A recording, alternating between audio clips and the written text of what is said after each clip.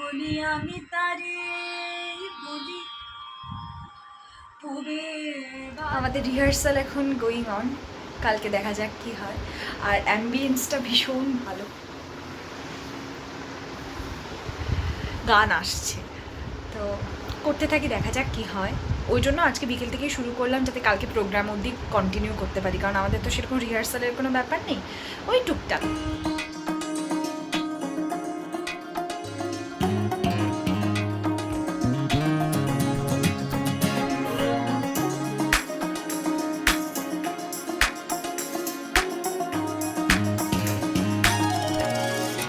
বিশাল rehearsal হয়েছে, চলে এসেছি বাড়িতে।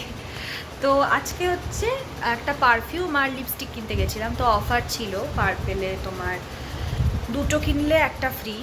তো আমি না এক্স্যাক্ট কী দাম কী রেঞ্জ আমি বলতে পারবো না, কারণ একবারে ওরা যেহেতু বিলিংটা করে আর সেটা অনলাইনে পাঠায়, তো সেটা আমি দেখিনি।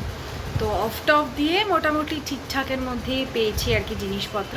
তো তোমাদেরকে দেখাচ্ছি, এখনও মানে প্যাকেটটা যেরকমভাবে সিলড আছে সেভাবেই রাখা আছে, সেটা খুলে দেখো। তো এই হলো আমার পার্পেলের শপিং আজকের।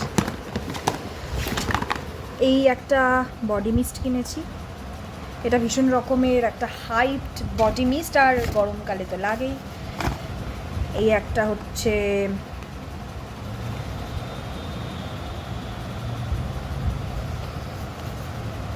এটা হচ্ছে তোমার একটা ওই ফেস মিস্ট টাইপের কিনেছি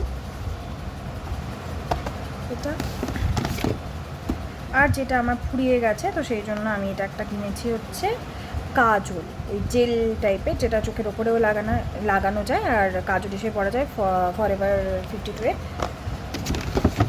আর হলো ট্যান, এই তিনটে লিপস্টিক। তো এগুলো আমি এখনও খুলিনি, খুলবো যেদিন যেদিন জবে পরবো তবে দেখাবো। আর প্রতিবারই যাই ফ্রিতে কিছু না কিছু পাই, তো এইগুলো না আমার খুব কাজে লাগে অ্যাকচুয়ালি। সেমিনারে যখন যাই বা বাইরে কোথাও যাই, এই ছোটো পাউচগুলো নিয়ে গেলেই আমার একটা ট্যুর হয়ে যায় আর কি। তো হ্যাঁ, এই যে এই দুটো।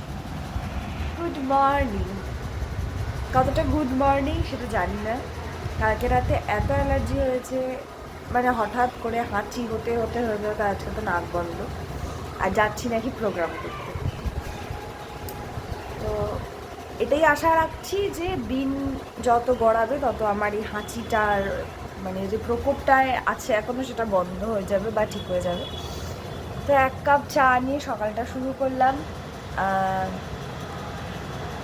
পাশের স্কুলে ভীষণ রকমভাবে এই সময়টা উঠলে স্কুলের পুরো ভাইবটা পাওয়া যায়, যে সকালবেলা বাচ্চা কাচ্চারা আসে, স্কুলে রিচুয়াল বলছি, মানে স্কুলে যা যা হয়, প্যারেড সব প্র্যাকটিস হয়, তারপরে ওরা প্রেয়ার লাইনে যা গান করে, তো ভাল লাগে সকালটা। তারপরে রোদটা যে ওঠে, তারপরে সেই সব ভালো লাগা ধুয়ে মুছে একদম ছাড়খাড় হয়ে যায়, এইটুকুন বলতে পারি। তো বেশি কথা বাড়াচ্ছি না, কিছু বলছি না, ব্লগটাকে কন্টিনিউ করার চেষ্টা করছি।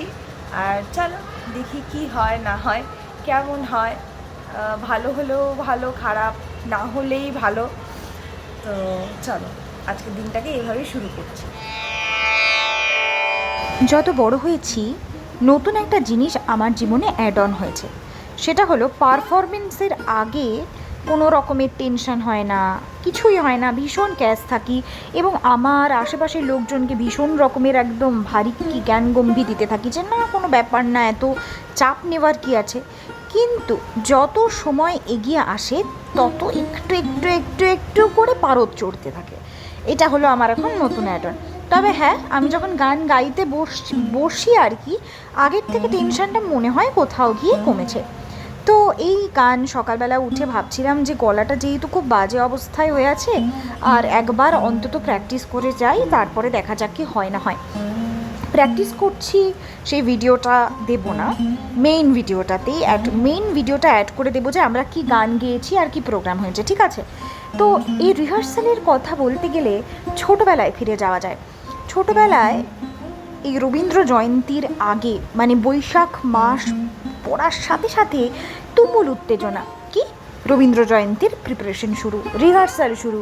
আজকে এই গানের ক্লাসে দৌড়, তো কালকে আবৃত্তির ক্লাসে দৌড়, পরশু দিন একটা প্রোগ্রাম, তো তরশু দিন আরেকটা প্রোগ্রাম, ভীষণ রকমের একটা পপুলারিটির মধ্যে দিন কাটছে, এরকম একটা নিজেকে ফিল তখন সবাই করে।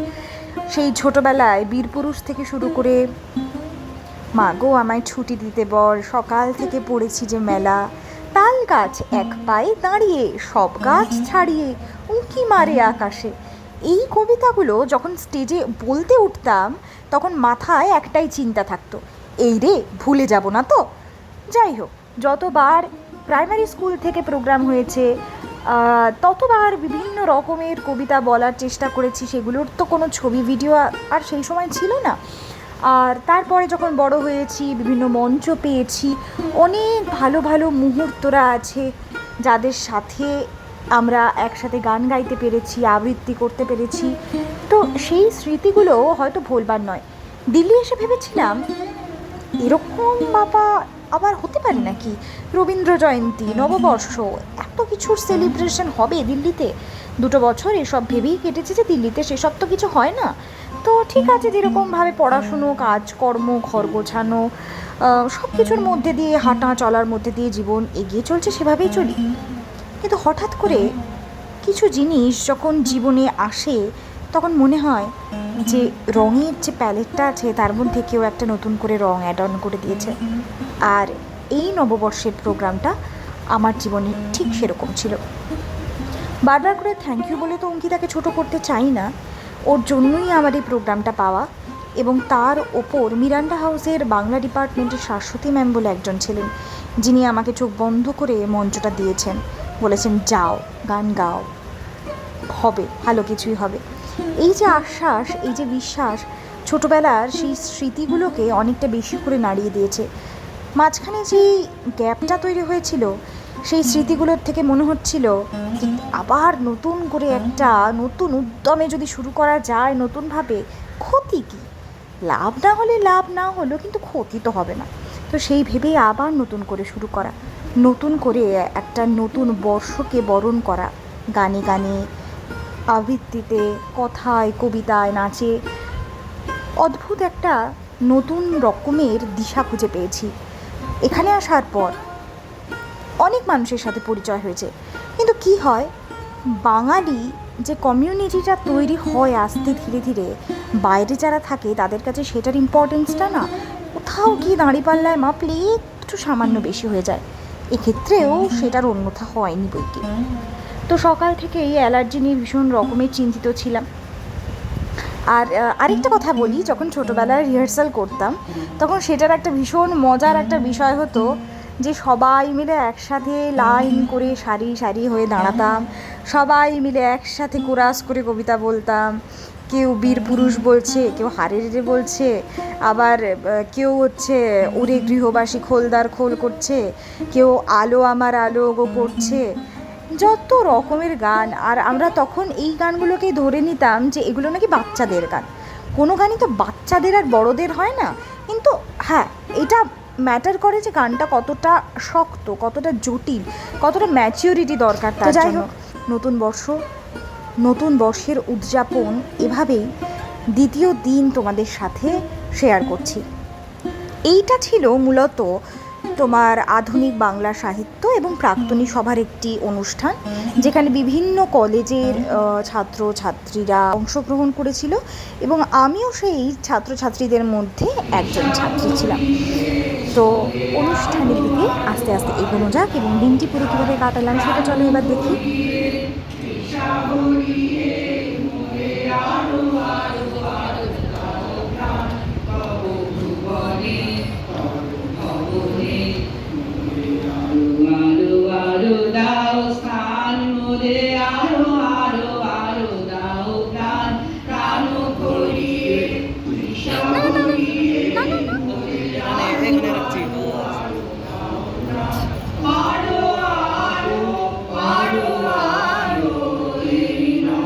এই একটি গোয়েন্দা বাংলা গোয়েন্দা কাহিনী বিষয়ে সে গবেষণা সমাপ্ত করে এবং পিএইচডির জন্য থিসিসও সে দাখিল করে। কিন্তু তার অল্প দিনের মধ্যেই সে আমাদের প্রিয় তন্ময় সে চিরঘুমের দেশে চলে যায়। পরীক্ষকরা এই গবেষণা পত্রটি পিএইচডি ডিগ্রি লাভের উপযুক্ত ঘোষণা করলেও তন্ময় সেই ডিগ্রি নিয়ে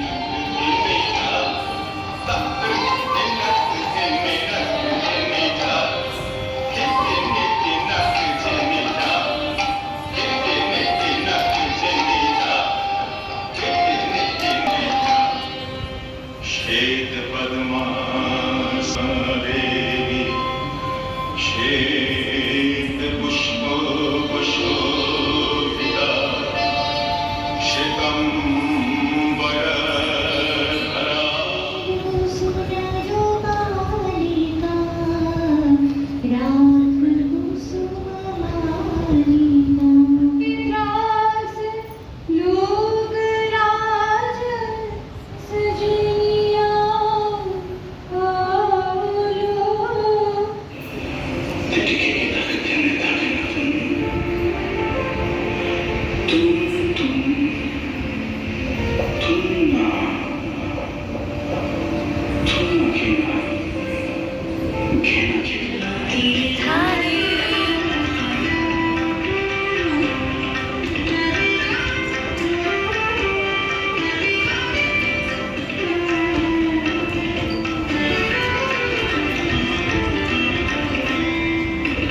ঝরা পাতা উড়ে আলো হয়ে চোখ ঘুমটা মাথায় ছিল না তার মনে পিঠের পরে লোটে ঘুমটা মাথায় ছিল না তার মনে পিঠের পরে লোটে কালো আজ যতই কালো দেখেছি কাল কালো হরিণ ছয় কৃষ্ণ বলি আমি তারে বলি আধার গুলো দেখতে ডাকতে ছিল শ্যামল দুটি গায় শ্যামামি ব্যস্ত ব্যাকুল পদে নির্ভকে ত্রস্ত এলো তাই আকাশ পাড়ি হানি যুগল ঘুরু শুনলে পারে মেঘের গুরু গুরু আকাশ পাড়ি হানি যুগল ঘুরু শুনলে পারে মেঘের গুরু গুরু কালু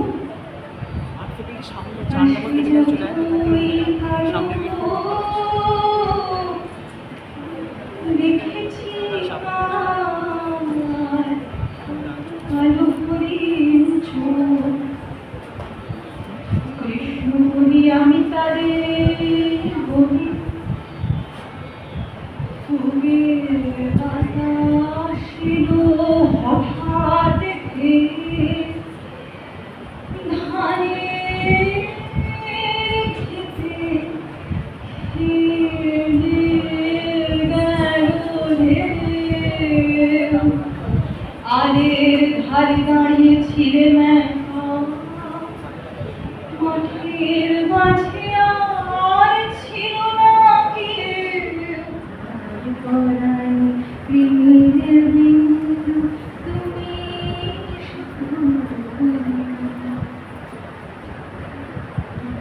নিষেধের বাহার ছিলেন দেখে সে কখন গেছে ফিরে আমায় দেখতে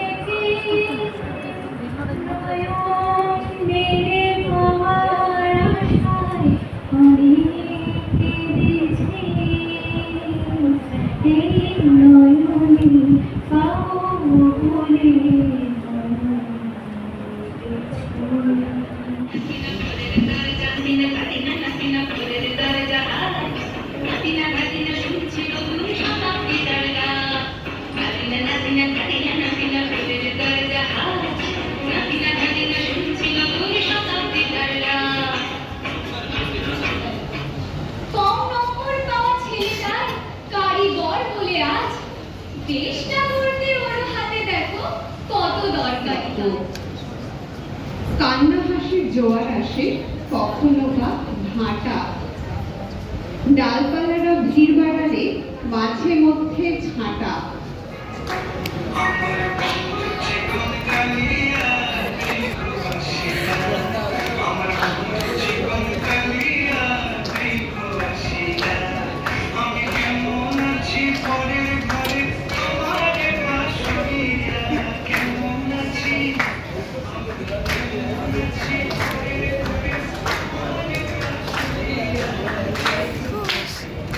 দেশবন্ধু কলেজের পক্ষ থেকে কৃষ নিয়ে একটি কবিতা।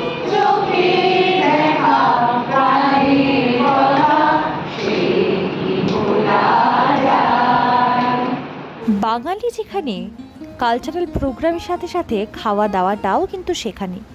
তো যথারীতি খাওয়া দাওয়া করে ডিপার্টমেন্টটাকে এক্সপ্লোর করছিলাম। ভীষণ সুন্দর করে গোছানো একটা, ভীষণ অর্গানাইজড ওয়েতে বিভিন্ন ধরনের বিভিন্ন লিপি একদম সুন্দর করে ফটো ফ্রেমের মধ্যে বাঁধিয়ে রাখা, এবং কিভাবে কোন ডায়ালেক্ট এসছে, কিভাবে ভাষার সৃষ্টি হয়েছে, কোন ভাষা, এবং পুরো জায়গাটাই হচ্ছে তোমার ভাষা সাহিত্যের বিভিন্ন সেইটা ল্যাঙ্গুয়েজ এর সম্পূর্ণ পরিপূর্ণ একটি ডিপার্টমেন্ট। সেখানে তামিল, তেলেগু, মালায়ালাম থেকে শুরু করে বাংলা সব রয়েছে। আর এই যে তাই দিয়ে আর নামতে পারছিলাম না, কারণ এই যে রিল মেকার্সরা ভয়ঙ্কর রকমভাবে একটা রিল বানানোর চেষ্টা করছিল, আর আমরা সেটা দেখে মজাও নিচ্ছিলাম আর একটু দাঁড়িয়েও ছিলাম যে কি হয় না হয়, কি করে না করে একটু দেখেই যাই। দিয়ে তারপরে ছবি টবি অল্প কিছু তুলে ডিরেক্ট বাড়ির পথে হানা। তো দিনটি ভীষণ ভালো কেটেছে, পরিপূর্ণ একটি দিন ছিল, কোনো কমপ্লেন অবজেকশন কিচ্ছু নেই সেই দিনটার জন্য। দিনটার জন্য রয়েছে অনেক ভালোবাসা। ভবিষ্যতে যাতে আরও এরকম আমরা সবাই, সব বাঙালি কেন, সবাই এইরকম দিন উপহার পেতে পারি, এই কামনাই রইল।